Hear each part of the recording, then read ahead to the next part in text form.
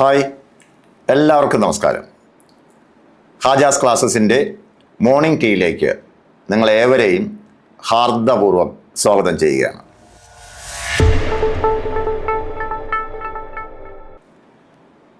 നല്ല അടിപൊളി അറിവിൻ്റെ ഒരു മോർണിംഗ് ടീ നമുക്കൊന്ന് പരിശോധിക്കാം. നോക്കൂ, ഒരു പ്രീവിയസ് ക്വസ്റ്റ്യൻ. ചുവടെ പറയുന്നതിൽ സൂര്യ സമീപക ദിനവും, അതായത് പെരിഹീലിയൻ, സൂര്യ വിദൂര ദിനവും അപ്ഹീലിയൻ കണ്ടെത്തുക. അപ്പോൾ വർഷത്തിൽ 2 ദിവസങ്ങളിൽ സൂര്യനും ഭൂമിയും അടുത്ത് വരികയും അകന്നു വരികയും ചെയ്യുന്നു. ഈ 2 ദിവസങ്ങളിൽ ഒരു ദിവസം അടുത്ത് വരുന്നു, ഒരു ദിവസം അവർ അകന്നു നിൽക്കുന്നു. അത് ഏതൊക്കെ ദിവസങ്ങളെന്നാണ് മനസ്സിൽ കൊണ്ടുപോവാ. ആ ദിവസങ്ങൾ വായിച്ചവരൊന്ന് കൊണ്ടുപോവാ. നോക്കാം. ജനുവരി 4, ജൂൺ 3. ആ ഓപ്ഷൻ കറക്റ്റ് അല്ല, തെറ്റാണ്. നമുക്കതിനെ ഒഴിവാക്കാം.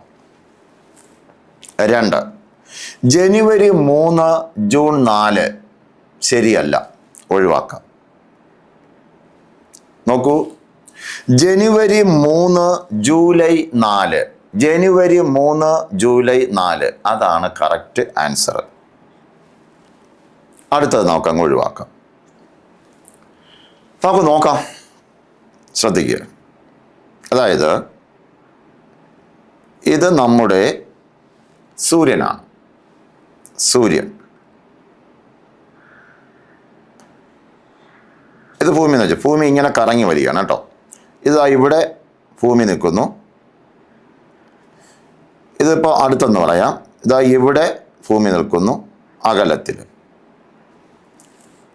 അപ്പോൾ ഭൂമിയും സൂര്യനും അടുത്തു വരുന്നത് ആ ദിവസമാണ് ഏത്?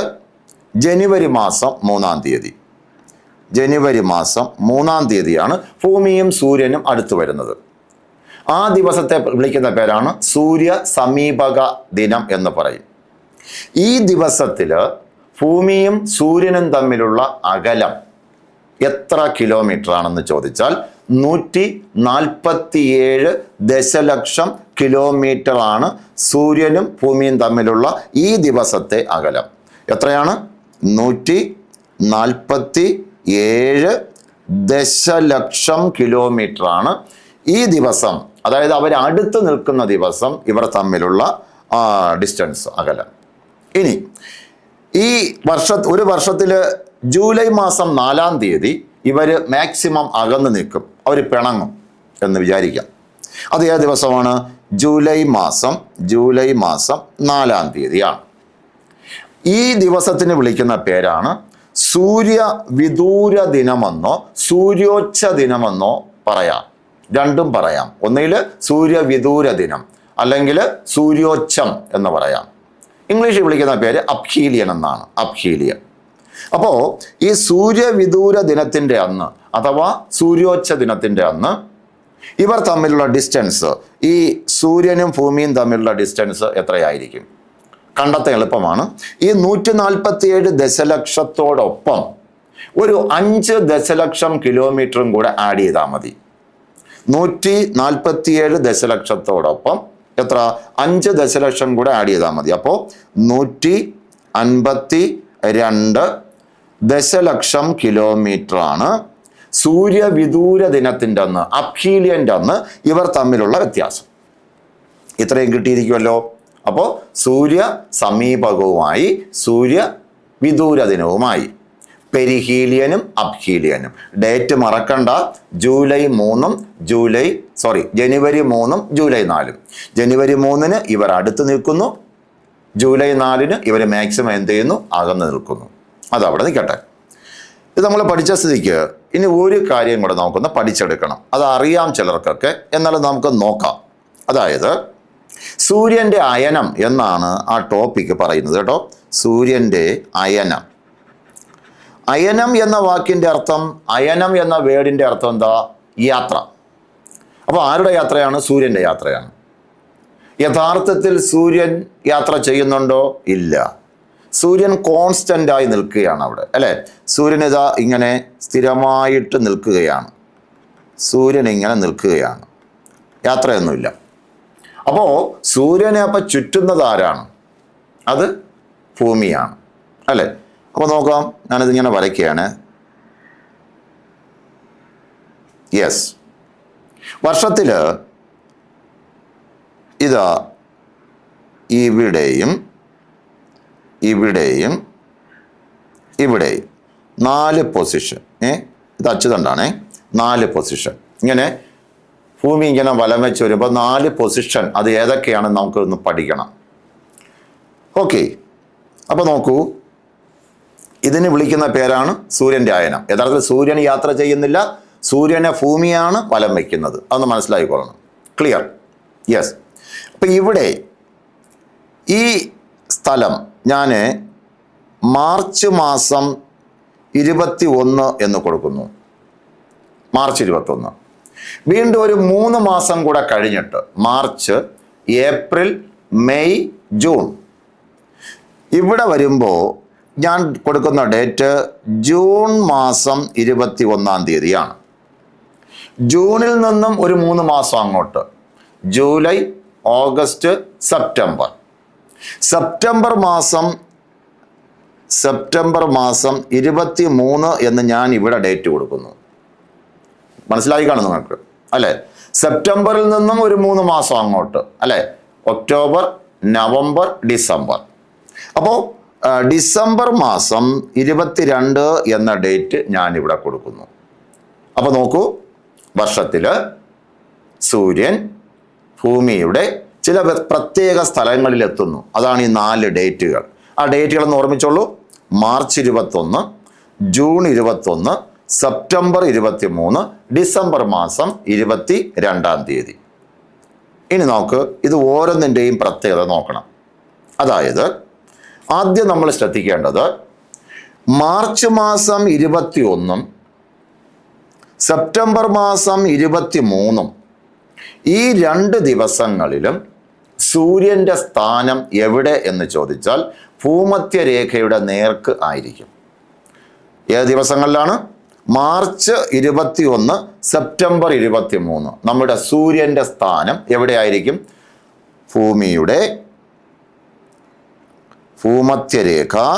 ഭൂമധ്യരേഖയുടെ നേർക്കായിരിക്കും സൂര്യൻ്റെ സ്ഥാനം. ഭൂമധ്യരേഖയുടെ നേർക്ക്. അപ്പോൾ സൂര്യൻ ഭൂമധ്യരേഖയുടെ നേർരേഖയിൽ വരുന്ന 2 ഡേറ്റുകൾ ഇപ്പം തന്നെ അങ്ങ് ഉറപ്പിച്ചോ. മാർച്ച് 21, സെപ്റ്റംബർ മാസം 23-ാം തീയതി.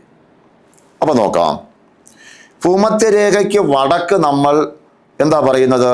ഉത്തരാർദ്ധഗോളം അഥവാ നോർത്തേൺ ഹെമിസ്ഫിയർ എന്നും, ഭൂമധ്യരേഖയ്ക്ക് തെക്ക് നമ്മൾ ദക്ഷിണാർദ്ധഗോളം അഥവാ സതേൺ ഹെമിസ്ഫിയർ എന്നും പറയുന്നു.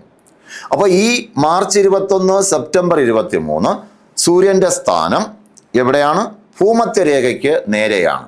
ഭൂമധ്യരേഖയ്ക്ക് നേരെയാകുമ്പോൾ സൂര്യൻ്റെ പ്രകാശവും സൂര്യൻ്റെ ചൂടും തുല്യമായി ഉത്തരാർദ്ധഗോളത്തിലും കിട്ടുന്നു,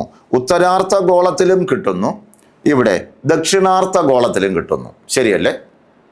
അപ്പോൾ ഉത്തരാർദ്ധഗോളത്തിലും ദക്ഷിണാർദ്ധഗോളത്തിലും സൂര്യൻ്റെ ലൈറ്റും സൂര്യൻ്റെ ഹീറ്റും തുല്യമായി കിട്ടുന്ന 2 ദിവസങ്ങൾ ഏതൊക്കെയാണ്? March 21, September 23. കാരണം ഭൂമധ്യരേഖയുടെ നേർക്കാണ് സൂര്യൻ്റെ സ്ഥാനം. ഈ 2 ദിവസങ്ങളും ഉത്തരാർദ്ധഗോളത്തിലും ദക്ഷിണാർദ്ധഗോളത്തിലും തുല്യ പകലും തുല്യ രാത്രിയുമായിരിക്കും. അപ്പോൾ നോർത്തേൺ ഹെമിസ്ഫിയറിലും സതേൺ ഹെമിസ്ഫിയറിലും തുല്യ പകലും തുല്യ രാത്രിയുമാകുന്ന 2 ദിവസങ്ങൾ ഏതെല്ലാം? മാർച്ച് 21, സെപ്റ്റംബർ മാസം 23-ാം തീയതി. കാരണം എന്താണ്? ഭൂമധ്യരേഖയുടെ നേർക്ക് നിൽക്കുമ്പോൾ ഉത്തരാർദ്ധഗോളത്തിലും ദക്ഷിണാർദ്ധഗോളത്തിലും തുല്യ വെളിച്ചം കിട്ടുന്നു, തുല്യമായ ചൂടും കിട്ടുന്നു. ആർക്കും പരാതിയില്ല. അപ്പോൾ അതിന് നമ്മൾ വിളിക്കുന്ന പേരാണ് സമരാത്ര ദിനം, അല്ലെങ്കിൽ അതിനെ ഇക്വിനോക്സ് എന്ന് പറയും. സമരാത്ര ദിനം എന്ന് വിളിക്കും നമ്മളെ, സമരാത്ര ദിനം. അപ്പോൾ സമരാത്ര ദിനങ്ങൾ ഏതൊക്കെയാണ്? March 21, September 23. എന്താ ഈ ദിവസങ്ങൾ സമരാത്ര ദിനമാകുന്നത്? ഈ 2 ദിവസങ്ങളിലും സൂര്യൻ ഭൂമധ്യരേഖയുടെ നേർക്കായിരിക്കും. ക്ലിയർ? 2 ദിവസങ്ങളുടെ കാര്യത്തിൽ തീരുമാനമായി. ഇനി നോക്കാം. മാർച്ച് മാസം 22-ാം തീയതി മുതൽ സൂര്യന്റെ അയനം ആരംഭിക്കുകയാണ്. വടക്കോട്ട് പോവുകയാണ്, ഉത്തരാർദ്ധ ഗോളത്തിലേക്ക് പോവുകയാണ്. സൂര്യൻ പോകുന്നില്ല, ഭൂമിയാണ് സഞ്ചരിക്കുന്നത്. ഒരേ സമയം ഭൂമിക്ക് 2 കറക്കമുണ്ടല്ലോ അല്ലേ? അതൊക്കെ ഭ്രമണവും പരിക്രമണവും. അപ്പോൾ ഇവിടെ ഈ മാർച്ച് 21 മുതൽ ഭൂമി അങ്ങനെ പോവുകയാണ്. എന്നിട്ട് ജൂൺ മാസം 21-ാം തീയതി ആകുമ്പോൾ സൂര്യൻ എവിടെ എത്തുന്നു എന്ന് ചോദിച്ചാൽ ഉത്തരാർദ്ധ ഗോളത്തിലെ 23.5 ഡിഗ്രി വടക്ക് അക്ഷാംശ രേഖയുടെ നേരെ എത്തുന്നു. ആ രേഖയുടെ പേരാണ് ഉത്തരായന രേഖ. ഒന്നുകൂടെ പറയാം. അതായത് ജൂൺ മാസം 21-ാം തീയതി സൂര്യൻ്റെ സ്ഥാനം എവിടെയായിരിക്കും? നോക്കൂ, ഇത് ഭൂമി, ഇത് ഭൂമധ്യരേഖ. 23.5 ഡിഗ്രി വടക്ക് ദാ ഇവിടെ നമുക്ക് വരയ്ക്കാം. ദാ ഇവിടെ നമ്മുടെ സൂര്യൻ നിൽക്കുന്നു. സൂര്യൻ്റെ പ്രകാശം ഇതാ ഇവിടെ എവിടെ എത്തുന്നു? 23.5 ഡിഗ്രി വടക്കെത്തുന്നു. അതായത് ഉത്തരായന രേഖ, ട്രോപ്പിക് ഓഫ് ക്യാൻസർ എന്ന് പറയും. അപ്പോൾ ആ ദിവസം ജൂൺ മാസം 21-ാം തീയതിയാണ്. അപ്പോൾ നമ്മൾ മനസ്സിലാക്കുക, ഉത്തരായന രേഖയുടെ നേർക്ക് സൂര്യൻ നിൽക്കുമ്പോൾ സൂര്യൻ ഏത് ഹെമിസ്ഫിയറിലായിരിക്കും? ഏത് അർദ്ധഗോളത്തിലായിരിക്കും? ഉത്തരാർദ്ധഗോളത്തിലായിരിക്കും. ഭൂമധ്യരേഖയ്ക്ക് വടക്കായിരിക്കും. ആ ദിവസത്തിൻ്റെ പ്രത്യേകത എന്താണ്? അതായത് ജൂൺ മാസം 21-ന്റെ പ്രത്യേകത എന്താണ്? സൂര്യൻ ഉത്തരാർദ്ധഗോളത്തിലാണ്, ഉത്തരായന രേഖയുടെ നേർക്കാണ്. ആ ദിവസം പകലിൻ്റെ ദൈർഘ്യം കൂടുന്നു. സൂര്യനുള്ളത് കൊണ്ട് രാത്രിയുടെ ദൈർഘ്യം കുറയുന്നു. അപ്പൊ ജൂൺ മാസം 21-ാം തീയതി ഉത്തരാർദ്ധ ഗോളത്തിൽ പകലിൻ്റെ ദൈർഘ്യം കൂടുന്നു, രാത്രിയുടെ ദൈർഘ്യം കുറയുന്നു. അതേസമയം ദക്ഷിണാർദ്ധ ഗോളത്തിൽ അതിന് ഓപ്പോസിറ്റ് ആയിരിക്കുകയും ചെയ്യും. മനസ്സിലായി? ഓക്കെ. അപ്പോൾ വീണ്ടും ജൂൺ 22 ആവുമ്പോൾ വീണ്ടും അവ ഇങ്ങനെ സഞ്ചരിച്ചുകൊണ്ടിരിക്കുകയാണ് അല്ലേ? സെപ്റ്റംബർ മാസം 23-ന് ഇവിടെ മാർച്ച് 21-ന് വന്നതുപോലെ എവിടെ എത്തുന്നു? നമ്മുടെ ഭൂമധ്യരേഖയ്ക്ക് നേരെ വരുന്നു. അത് നമുക്ക് പറയേണ്ട ആവശ്യമില്ല, ആൾറെഡി നമ്മൾ ആദ്യം തന്നെ പറഞ്ഞു കഴിഞ്ഞു. ഏതൊക്കെ? March 21, September 23. സെപ്റ്റംബർ 24 മുതൽ വീണ്ടും സൂര്യൻ അയനം നടത്തി എവിടെ എത്തുന്നു അറിയാമോ? ദാ ഇവിടെ എത്തുന്നു, ദക്ഷിണായന രേഖയുടെ നേർക്കെത്തുന്നു, അല്ലെങ്കിൽ 23.5 ഡിഗ്രി തെക്കെത്തുന്നു അല്ലെ? അതിനെ നമ്മൾ വിളിക്കുന്ന പേരെന്താണ്? ദക്ഷിണായന രേഖ, ട്രോപ്പിക് ഓഫ് കാപ്രിക്കോൺ എന്ന് വിളിക്കും. അപ്പോൾ സൂര്യന്റെ പ്രകാശം ദക്ഷിണായന രേഖയ്ക്ക് നേരെ വരുന്ന ദിവസം ഡിസംബർ മാസം 22-ആണ്. ഡിസംബർ മാസം 22-ാം തീയതി സൂര്യൻ ട്രോപ്പിക് ഓഫ് കാപ്രിക്കോണിന്റെ നേരെ വരുന്നു. സൂര്യൻ ഉത്തരായന രേഖയുടെ നേരെ വന്നപ്പോൾ എന്തൊക്കെ ഉത്തരാർദ്ധ ഗോളത്തിൽ സംഭവിച്ചോ അതേ കാര്യങ്ങൾ തന്നെയാണ് സൂര്യൻ ദക്ഷിണാർദ്ധ ഗോളത്തിൽ ദക്ഷിണായന രേഖയുടെ നേർക്ക് വരുമ്പോൾ സംഭവിക്കുന്നതും. എന്തൊക്കെയായിരിക്കും സംഭവിക്കുന്നത്? സൂര്യൻ പൂർണ്ണമായിട്ടും നിൽക്കുന്നത് എവിടെയാണ്? ദക്ഷിണാർദ്ധ ഗോളത്തിൽ എന്ന് പറഞ്ഞാൽ ദക്ഷിണായന രേഖയുടെ നേർക്ക്. അപ്പോൾ ആ ദിവസം ദക്ഷിണാർദ്ധ ഗോളത്തിൽ എന്ത് സംഭവിക്കും? ആ ദിവസം ദക്ഷിണാർദ്ധ ഗോളത്തിൽ പകലിൻ്റെ ദൈർഘ്യം കൂടുന്നു സൂര്യനുള്ളത് കൊണ്ട്. രാത്രിയുടെ ദൈർഘ്യം എന്ത് ചെയ്യുന്നു? കുറയുന്നു. പകലിൻ്റെ ദൈർഘ്യം കൂടുന്നു ദക്ഷിണാർദ്ധ ഗോളത്തിൽ, രാത്രിയുടെ ദൈർഘ്യം കുറയുന്നു ദക്ഷിണാർദ്ധ ഗോളത്തിൽ. അപ്പോൾ ദക്ഷിണാർദ്ധ ഗോളത്തിൽ അന്ന് എന്ത് സംഭവിക്കുന്നോ അതിൻ്റെ ജസ്റ്റ് ഓപ്പോസിറ്റ് ആയിരിക്കും എവിടെ സംഭവിക്കുന്നത്? ഉത്തരാർദ്ധ ഗോളത്തിൽ സംഭവിക്കുന്നത്. മനസ്സിലായല്ലോ? ഇതാണ് സൂര്യൻ്റെ അയനം എന്ന് പറയുന്നത്. വളരെ വ്യക്തമായിട്ട് മനസ്സിലാക്കി വെച്ചോളണം. നമ്മൾ പഠിപ്പിച്ചു വിടുന്ന പല കുട്ടികളും പരീക്ഷാ ഹാളിൽ പോയി തെറ്റിക്കുന്നൊരു സാധനമാണ് ഇത്. അപ്പോൾ നമ്മളിപ്പോൾ പറഞ്ഞ സംഭവങ്ങൾ ഇത്രയേ ഉള്ളൂ. വർഷത്തിൽ ഒരു ദിവസം, ഇത് ഇവിടെ പറഞ്ഞത്, വർഷത്തിൽ ഒരു ദിവസം സൂര്യനും ഭൂമിയും അടുത്ത് വരുന്നു. അത് ജനുവരി മാസം 3. അന്ന് അവർ തമ്മിലുള്ള വ്യത്യാസം 147 ദശലക്ഷം കിലോമീറ്റർ. വർഷത്തിൽ ഒരു ദിവസം ഇവർ തമ്മിൽ അകലുന്നു, ഏറ്റവും അകലത്തിൽ നിൽക്കുന്നു. അത് ജൂലൈ മാസം 4-ാം തീയതിയാണ്. അന്നത്തെ ഇവർ തമ്മിലുള്ള അകലം എത്രയാണ്? 152 ദശലക്ഷം കിലോമീറ്ററാണ് അകലം. ഇത് 147 ദശലക്ഷം കിലോമീറ്റർ, അവിടെ 152 ദശലക്ഷം കിലോമീറ്റർ. ഇനി നമ്മൾ സൂര്യൻ്റെ അയനത്തെ പറ്റി പറയുന്നു. 4 ഡേറ്റുകൾ പറയുന്നു, ഒരു വർഷത്തിലെ 4 ഡേറ്റുകൾ. അതായത് സൂര്യൻ ഭൂമധ്യരേഖയ്ക്ക് നേരെ വരുന്ന 2 ദിവസങ്ങൾ മാർച്ച് 21, സെപ്റ്റംബർ 23. ആ ദിവസങ്ങളിൽ ഉത്തരാർദ്ധഗോളത്തിലും ദക്ഷിണാർദ്ധഗോളത്തിലും തുല്യ പകല് തുല്യ രാത്രി ഇക്വിനോക്സ്. അടുത്ത് ജൂൺ മാസം 21-ാം തീയതി സൂര്യൻ്റെ സ്ഥാനം ഉത്തരാർദ്ധഗോളത്തിലെ ഉത്തരായന രേഖയുടെ നേർക്കായിരിക്കും. ആ ദിവസം ഉത്തരാർദ്ധഗോളത്തിൽ പകല് കൂടുന്നു, രാത്രി കുറയുന്നു. അടുത്ത് ഡിസംബർ മാസം 22-ാം തീയതി സൂര്യന്റെ സ്ഥാനം ദക്ഷിണായന രേഖയ്ക്ക് നേരെ വരുന്നു. ആ ദിവസം ദക്ഷിണാർദ്ധഗോളത്തിൽ പകല് കൂടുന്നു, രാത്രി കുറയുന്നു. അപ്പോൾ ഓക്കെ, നമ്മൾ ഇന്നത്തെ ഈ ചോദ്യം അതിൻ്റെ എക്സ്പ്ലനേഷൻ ഇവിടെ അവസാനിപ്പിച്ചിരിക്കുകയാണ്. നിങ്ങൾക്ക് മനസ്സിലായി എന്നാണ് എൻ്റെ വിശ്വാസം. അടുത്ത ഒരു മോർണിംഗ് ടീയുമായിട്ട് നമുക്ക് എന്ത് ചെയ്യാം, വീണ്ടും കാണാം. അപ്പോൾ അതുവരെ ഗുഡ് ബൈ.